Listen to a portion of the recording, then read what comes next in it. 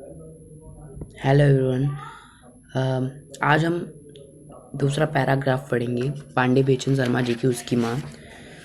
मैंने पहले एक पैराग्राफ मैंने पढ़ा था, तो अब उसके आगे की पैराग्राफ शुरू करेंगे और देखते हैं क्या होगा। ठीक है, तो मैंने इससे पहले भी कह दिया है कि लाइक एंड सब्सक्राइब करना ना भूला करें, क्योंकि ना मैं ऐसी ऐसी कहानियाँ लेकर आता हूँ जो आप सब ढूंढ ही नहीं सकते। ठीक है, फिर आगे की पैराग्राफ में क्या लिखा है। मैंने एक ठंडी सांस ली। ठीक कहती हो।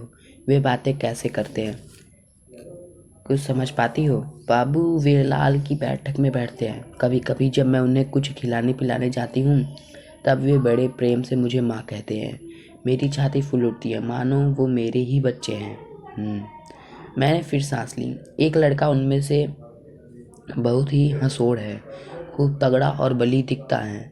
लाल कहता था वह डंडा लड़ने में, दौड़ने में, घूसेबाजी में, खाने में, छेड़खानी करने और हो हा हा कर हंसने में समूचे कॉलेज में फर्स्ट है।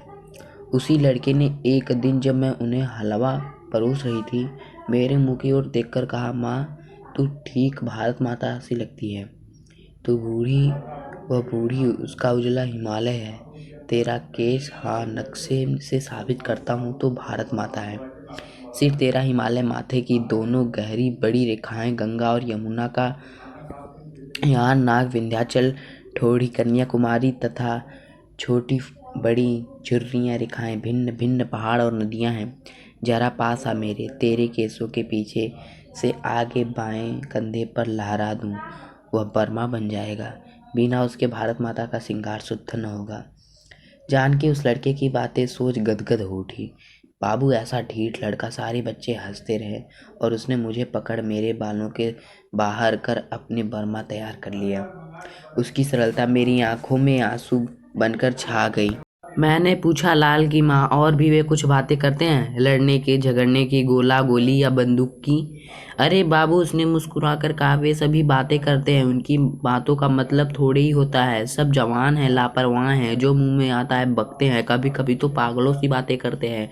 महीना भर पहले एक दिन लड़के बहुत उत्तेजित थे। न जाने कहाँ लड़कों को सरकार पकड़ रही है, मालूम नहीं पकड़ती भी है या वे यूं ही गप हाँकते थे, मगर उस दिन वे यही बक रहे थे। पुलिस वाले केवल संदेह पर भले आदमियों के बच्चे को त्रास देते हैं, मारते हैं, सताते हैं।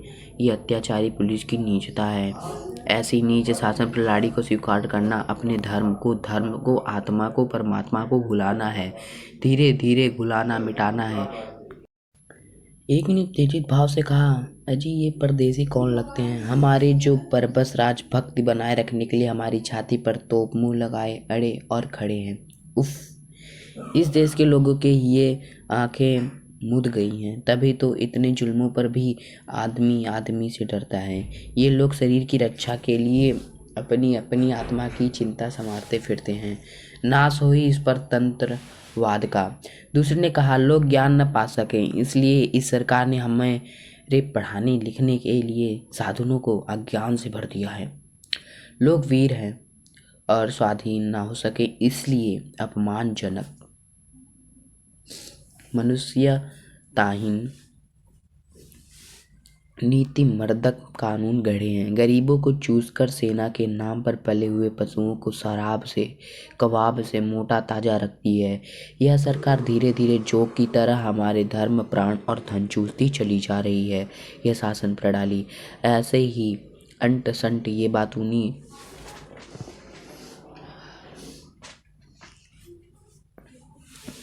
बका करते हैं।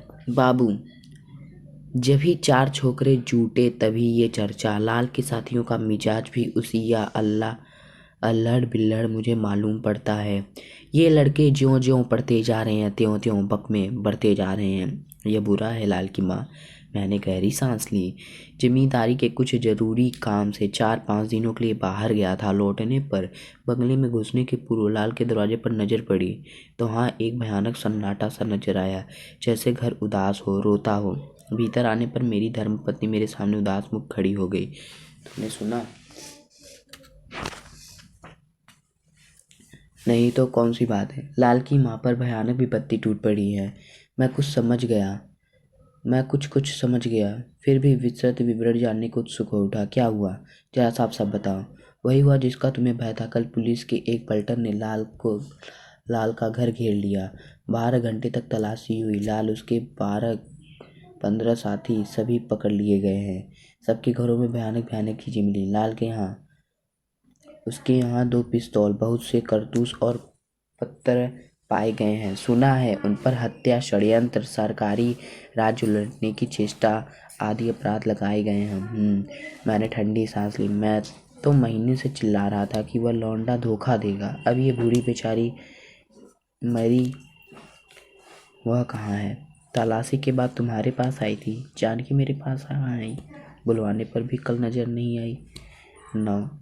नौकर से कहलवाया, परांठे बना रही हूँ। हलवा तरकारी अभी बनाना है, नहीं तो वे बिल्लड़ बच्चे हवालात में मुरझा न जाएं।